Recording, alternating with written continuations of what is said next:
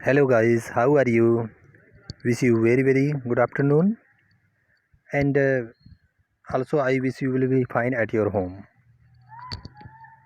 जैसा कि स्टूडेंट्स इस समय जो संक्रामक रोग कोरोना वायरस फैला है, इसके बावजूद भी हम लोग ऑनलाइन टीचिंग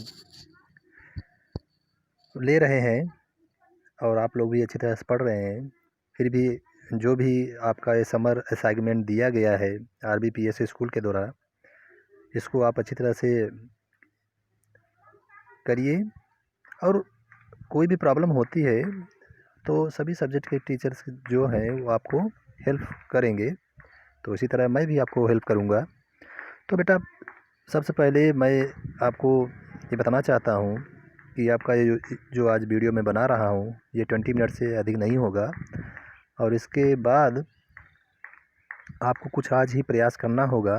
बाकी जो रिस्पांस आप लोगों को मैं देखूँगा, उसमें कुछ इम्प्रूवमेंट करूँगा और कल मैं इसको फाइनली आपका जो इसमें दिया गया असाइनमेंट है, उसमें जो भी वर्क है, होमवर्क दिया गया है हॉलीडे का, तो उसी में 2-3 टॉपिक है। एक ही क्वेश्चन जो दिया गया है उसमें 2-3 टॉपिक है, तो इन टॉपिक में जो डिस्कशन होगा वो वीडियो के माध्यम से, वीडियो के थ्रू आपको अच्छी तरह से इसको एक्सप्लेनिंग करूँगा। तो चलिए चलते हैं पहले इंस्ट्रक्शन की ओर, जो कि समर असाइनमेंट 2020-21 को आपको लोगों को दिया गया है, जो हॉलीडे होमवर्क है और क्लास 9th से रिलेटेड आपका इकोनॉमिक सब्जेक्ट है। तो यहाँ अति आवश्यक सूचना, जो मोस्ट इम्पॉर्टेंट इन्फॉर्मेशन है, पहले देखते हैं।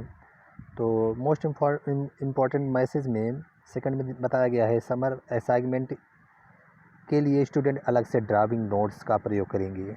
सबसे पहले आपको जो समर असाइनमेंट दिया जा रहा है, हॉलीडे होमवर्क दिया जा रहा है क्लास 9th का, चाहे किसी सब्जेक्ट से रिलेटेड हो, आपको अलग से एक ड्राइविंग नोट्स को प्रिपेयर करना होगा, उसको यूज करना होगा, न कि आपको जो अभी चैप्टर से रिलेटेड एक्सरसाइज या एक्स्ट्रा वर्क कराया गया है। यानी आपको जो चैप्टर से रिलेटेड प्रत्येक टीचर, एवरी टीचर अपने सब्जेक्ट से रिलेटेड जो भी होमवर्क कराए हैं, उसके अलावा ये आपको जो समर असाइनमेंट दिया जा रहा है, हॉलीडे होमवर्क दिया जा रहा है, वो सब्जेक्ट वाइज अलग अलग ड्राइविंग नोट्स भी बनाना है। यानी आपको ये एक्सरसाइज क्वेश्चंस के अलावा ये आपको ड्राइविंग नोट्स अलग यूज करना है। उसी में आपको सब चीज़ मेंशन भी करना है जो भी हॉलीडे होमवर्क दिया जा रहा है। थर्ड में स्टूडेंट्स को सभी असाइनमेंट स्वयं पूरे करने हैं। तो फर्स्ट अटेम्प्ट तो आप ही लोगों को करना है, या आपने आप लोग फर्स्ट ट्राई अटेम्प्ट करेंगे। अगर कोई भी आपको प्रॉब्लम क्रिएट हो रही है, कोई भी प्रॉब्लम हो रही है, तो आप अपने गार्जियन, जैसे बड़े भाई हो गए, आपके मदर एंड फादर हो गए, उससे आप उन लोगों से आप हेल्प ले सकते हैं। और इसके अलावा कोई भी प्रॉब्लम और भी क्रिएट होती है, तो टीचर तो हैं ही आपको जो है मेक अंडरस्टैंडिंग करने के लिए, अच्छी तरह से एक्सप्लेनिंग करने के लिए, डिफाइन करने के लिए। तो अब लास्ट में पूरा फाइनलाइजेशन एक्सप्लेनिंग तो टीचर करेंगे ही, लेकिन पहला अटेम्प्ट आपको करना है और परफॉर्मिंग आपको देना है, लास्ट परफॉर्मिंग टीचर देंगे।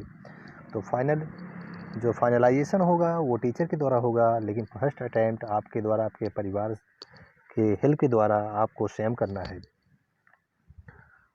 असाइनमेंट को अपनी हैंड राइटिंग में ही कंप्लीट करेंगे। ये नहीं कि आपको असाइनमेंट दिया गया है, आप अपने गार्जियन से करवा लें, आप अपने बड़े भाई से करवा लें, हाँ, आप कोई परिवार में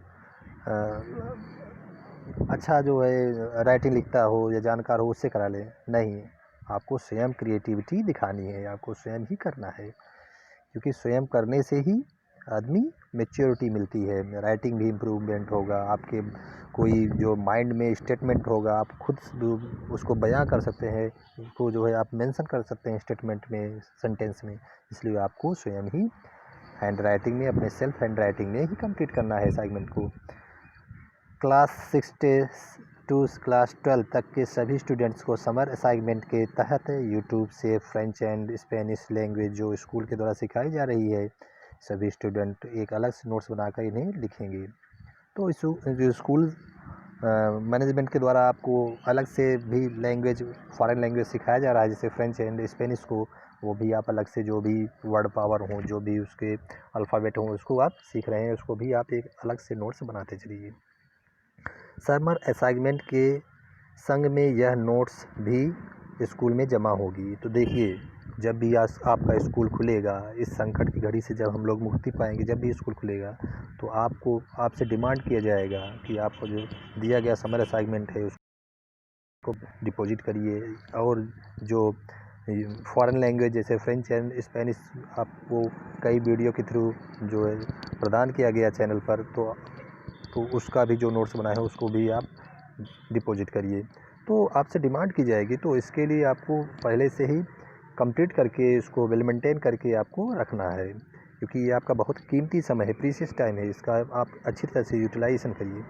आप सभी इस यूट्यूब चैनल को सब्सक्राइब भी करें। देखिए, आपका जो फ्रेंच एंड स्पेनिश लैंग्वेज के लिए जो सिखाया जा रहा है, इसको आपको तो बनाना ही है, नोट्स बनाना ही है। उसके अलावा यूट्यूब चैनल को भी सब्सक्राइब करेंगे तो आपको नए नए वीडियो के लिंक आपके मोबाइल पे पहुंचते रहेंगे। हॉलीडे होमवर्क में आपको सब्जेक्ट वाइज दिया गया है, फिर भी मैं आपको एक प्रकार से बता दे रहा हूँ। साइंस भी दिया गया है, इंग्लिश भी दिया गया है, और इसके अलावा आपको कंप्यूटर भी दिया गया है, हिंदी भी दिया गया है, सोशल साइंस भी दिया गया है। तो मैं आपका सोशल साइंस का टीचर हूँ, यानी इकोनॉमिक्स का हूँ, तो इसलिए इकोनॉमिक्स में सीधा सीधा आता हूँ, बाकी टीचर्स आपको इंस्ट्रक्शन करेंगे ही बेटा। तो देखिए, आपका जो सोशल साइंस में 4 होते हैं, 4 सेगमेंट होते हैं। एसएसटी में 4 सेगमेंट होते हैं: history, geography, economics and politics. तो ये सब 4 सेगमेंट से ही पूरा सोशल स्टडी क्रिएट होता है, यानी 4 से ही कंबाइन होकर के ये इंडिविजुअल बनता है। तो प्रत्येक के अलग अलग टीचर होते हैं स्पेशलाइजेशन सेक्टर से, तो मैं इकोनॉमिक्स का ही एक स्पेशलाइजेशन रखता हूँ, तो इसी पर ही ज़्यादा डिबेट करना चाहूँगा। तो मैं इकोनॉमिक्स का टीचर भी हूँ, इसलिए तो आइए, आपका जो असाइनमेंट दिया गया है इस समर वेकेशन में या समर हॉलीडे में, उस पर डिबेट करते हैं या उस पर डिस्कशन करते हैं, जिस पे आपको अच्छी तरह से मेक अंडरस्टैंडिंग हो। तो इकोनॉमिक्स का जो दिया गया है, इसमें आपको असाइनमेंट, हॉलीडे वर्क, तो इसमें फर्स्ट आपको एक ही क्वेश्चन दिया गया है। तो इस एक ही क्वेश्चन में आपको 3 कैटेगराइज कर दिया गया है, और आपको इस पर सर्वे के हिसाब से आप अपने फील्ड में एक सर्वे करिए, ऑब्जर्वेशन करिए कि वहाँ लोकेशन में क्या हो रहा है।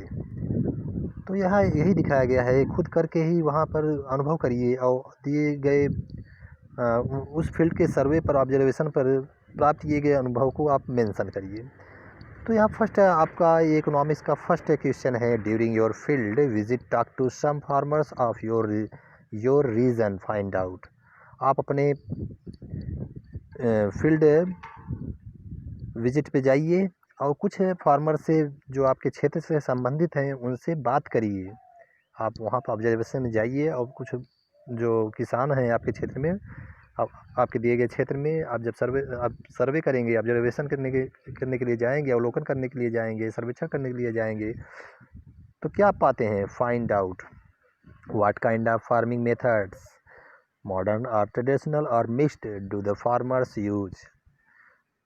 तो जो भी प्रकार के फार्मिंग मेथड यूज में ला रहे हैं, जैसे मॉडर्न फार्मिंग हो गया, ट्रेडिशनल हो गया, या और मिक्स्ड फार्मिंग हो रहा है, इस पर आप जो है उस विजिट किए गए दौरे पर, यानी उस क्षेत्र में आप जब सर्वे के लिए गए, तो उससे आपको क्या अनुभव मिला कि आपके क्षेत्र में किस तरह की फार्मिंग एक्टिविटी हो रही है। यही आपको इस असाइनमेंट में दिया गया है। ये आपका एक ही क्वेश्चन में 3 जो है कैटेगराइज किया गया है। तो ये आपके फार्मिंग मेथड का पहला क्वेश्चन है।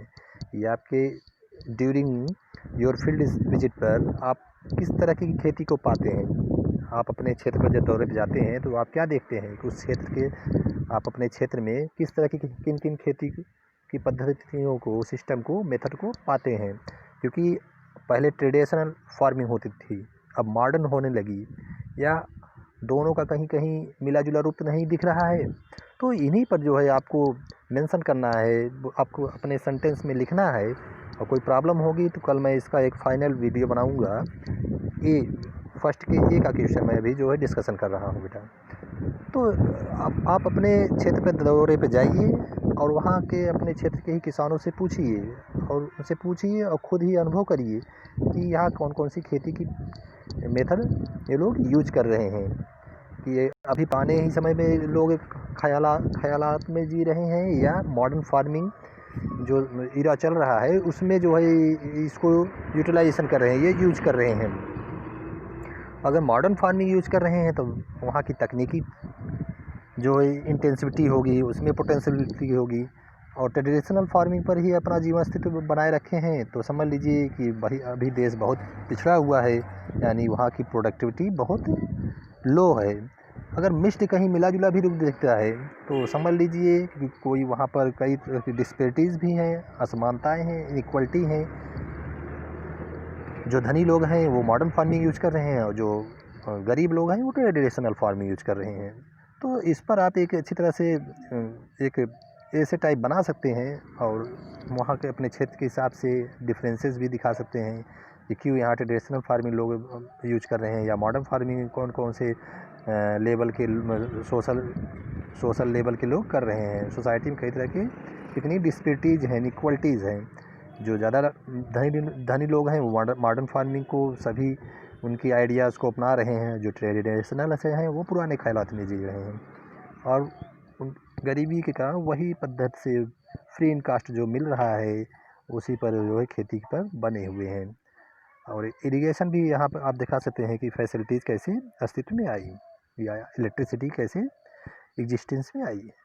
तो इसको आप अपने क्षेत्र के हिसाब से दौरे पर जो है जब विज़िट करेंगे तो खुद ही पाएंगे कि हमारे क्षेत्र में कौन कौन सी खेती हो रही है, मॉडर्न हो रही है या पुराने ट्रेडिशनल पर ही अब बने हुए हैं या दोनों का मिला जुला रूप है। इस पर आप एक नोट्स तैयार करिए, राइट एंड नोट्स बनाइए। सेकंड आपका है what are the sources of irrigation. आपके विजिट यानी जो सर्वे आपका अपने रीजन में किए, ऑब्जर्वेशन किए, जब आप ऑब्जर्वेशन करने के लिए आपको मौका दिया गया, आप जाइए, आप अपने जो है रीजन में सर्वे करिए, ऑब्जर्वेशन करिए कि कौन कौन सी वहाँ इरिगेशन फैसिलिटीज़ स्टेबलाइज है। तो आप वहाँ के अपने क्षेत्र के दौरे पर जितनी इरिगेशन फैसिलिटीज़ आप देखे हैं कि इन सिस्टम से या किन किन मेथड से जहाँ पर सिंचाई हो रही है, कितने यहाँ के फार्मर्स किन किन जो है मेथड्स को इरिगेशन में यूज में ला रहे हैं, ट्रेडिशनल वाली इरिगेशन से ही सिंचाई हो रही है या मॉडर्न इरा आने से जो टेक्नोलॉजी और साइंस की अस्तित्व आने से कि यहाँ पर क्या बदलाव आया, इसको भी आप मेंशन कर सकते हैं अपने नोट्स में, जो है इसको राइट डाउन कर सकते हैं। या दोनों का मिला जुला रूप दिख रहा है, मॉडर्न फार्मिंग मॉडर्न इरिगेशन का और ट्रेडिशनल इरिगेशन का, या दोनों का मिक्स यहाँ जो है एग्जिस्टेंस है, फॉर्म देखने को मिल रहा है, ये भी आप एक नोट्स में अच्छी तरह से लिख सकते हैं। तो ये बेटा आपको अपने क्षेत्र का ही दौरा करके ही लिखना है, क्योंकि इरिगेशन फैसिलिटीज़ क्षेत्र वाइज डिफरेंट हो जाती हैं। तो हर स्टेट के हर ज़िले के जो इरिगेशन फैसिलिटीज़ होती हैं वो डिफ़र होते हैं, एक दूसरे से डिफ़र देखने में होते हैं, क्योंकि उसका जो किसी कंट्री का जो ज्योग्राफिकल स्ट्रक्चर होता है वो भी फॉर्मेट अलग ही होता है। तो अलग अलग फॉर्म में हमें अलग अलग फॉर्मेट के हिसाब से वहाँ पर इरिगेशन फैसिलिटीज़ स्थापित करनी पड़ती है। जैसे पहाड़ी इलाके में अलग इरिगेशन फैसिलिटीज़ होता है, समतल इलाके पर अलग भी होता है, कोस्टल एरिया में अलग होता है, और जहाँ बलुई मिट्टी है वहाँ स्प्रिंकल होता है। तो अलग अलग ऐसे इरिगेशन फैसिलिटीज़ भी आप मेंशन कर सकते हैं। और किसके थ्रू ट्रेडिशनल फार्मिंग के में जो इरिगेशन फैसिलिटीज़ यूज आता है, मॉडर्न फार्मिंग, या दोनों को मिक्स फॉर्म में देखने को मिलता है। इसको आप अपने क्षेत्र में जो भी हो रहा है इरिगेशन फैसिलिटीज वो आप मेंशन कर सकते हैं। थर्ड आपका है यानी सी है, from where do farmers obtain the inputs that they require. कहाँ से वो फार्मर जो हमारे क्षेत्र में है, या पालमपुर का ही अगर हम जिक्र कर लें, वो वहाँ के किसान कहाँ से जो है अपने खेती करने के लिए इनपुट्स को प्राप्त करते हैं जो उनकी रिक्वायरमेंट होती है। तो इसको भी आप पालमपुर स्टोरी के थ्रू ही आप लिखते हैं कि मनी लेंडर या ट्रेडर, ठीक है बेटा। तो इनके थ्रू जो होते हैं वो हम लोग क्रेडिट करते हैं, यानी लोन उनसे लेते हैं, चाहे हाई इंटरेस्ट रेट पर वो प्रदान करें, और देते भी हैं। वो गवर्नमेंट बैंकिंग इंस्टीट्यूशंस की तुलना में बहुत हाई इंटरेस्ट रेट पर वो क्रेडिट क्रिएट करते हैं, लोन इशू करते हैं। तो इसको भी आप मेंशन करिए कि उनकी क्या मजबूरी है कि वो हाई इंटरेस्ट रेट पर ही लेने पर क्यों तैयार हो जाते हैं, क्योंकि उनके पीछे कोई भी उनको बॉन्ड या कुछ ऐसा गिरवी रखने के लिए बैंक में, गवर्नमेंट के बैंक में गिरवी रखने के लिए उनके पास कोई चीज़ ऐसा होता ही नहीं। कोई एक संपत्ति का कोई एक बॉन्ड नहीं होता को रख करके वो लो रेट पर गवर्नमेंट के बैंक से ही लोन क्रिएट कर सकें। तो ये सब आप अच्छी तरह से मेंशन कर सकते हैं। फिर भी मैं कल आपका जो ये फर्स्ट एक ही क्वेश्चन है, फ़िलहाल इसमें 3 कैटेगराइज़ किया गया है ABC, तो ए का पहले कल इसको अच्छी तरह से एक्सप्लेनिंग करूँगा। फ़िलहाल ये आज का इतना ही वीडियो मैं बना रहा हूँ। अब आपको इंस्ट्रक्शन के रूप में समझा भी दिया बेटा कि इसको अच्छी तरह से लिखना है, क्योंकि आप अच्छी तरह से अपने मन का विचार लिख सकते हैं, क्योंकि अब आपके क्षेत्र से संबंधित क्वेश्चन है। जो क्वेश्चन पूछा दिया गया है आपको असाइनमेंट में आपके क्षेत्र से संबंधित है। तो आप अपने क्षेत्र में इतने दिन से वहाँ पर पले बढ़े, तो अच्छी तरह से उसको नॉलेज भी रखते होंगे। तो इसको बहुत डिफ़िकल्ट क्वेश्चन नहीं है, इसको आप अपने शब्दों में, ईज़ी वे में, ईज़ी सेंटेंस में और ईज़ी ग्रामेटिकली सेंटेंस में लिखिएगा, जिससे कि समझने में आसानी हो, आपका कम्युनिकेशन जो हो सेंटेंस में वो अच्छी तरह से समझ में आ जाए। इसको ध्यान रखते हुए अच्छी तरह से हैंड राइटिंग में नोट्स में लिखिए। पहले रफ कार करिए, रफ कार जब चेक करा लीजिए हमसे, तभी आप उसको फेयर में राइट डाउन करिए, अच्छी तरह से उसको फाइनल लिख लीजिए। लेकिन सबसे पहले आप अपने रफ कार में ये दिए गए असाइनमेंट अपने टीचर से चेक कराना है। उसके बाद फाइनल अगर वो मैं सही कर देता हूँ, चेक कर देता हूँ कि हाँ आपका सेंटेंस सही है, आपका जो कंटेंट है सही है, तभी आप फेयर में लिखिएगा। फ़िलहाल आज की वीडियो में इतना ही, और जो भी प्रॉब्लम होगी आप हमारे व्हाट्सएप नंबर 9026327402 पर आप कोई भी क्वेश्चन हो विदाउट एनी हेजिटेशन आप पूछ सकते हैं, उसका फाइनल कंक्लूजन पा सकते हैं। और जो भी ये आपका असाइनमेंट दिया गया है, इसको मैं आपको बेटर 100% लेवल देने का प्रयास करूंगा आपके चैप्टर से रिलेटेड। और कंबाइन जो है फील्ड के ऑब्जर्वेशन को मैं देखते हुए इंडिया की इकोनॉमी से रिलेटेड जो भी इरिगेशन फैसिलिटीज़ या फार्मिंग मेथड होगा, या जो भी इस समय क्रेडिट क्रिएशन लोन का हो रहा है, मैं कल वीडियो में मेंशन करूंगा। लेकिन कल की वीडियो में आपका एक ही क्वेश्चन दिया गया है, उसमें ए यानी जो ABC में पहले ए का डिस्कशन होगा, और पर डे आपको 3 दिन में इसको फाइनल करा दूंगा। Thank you for watching my video. Bye.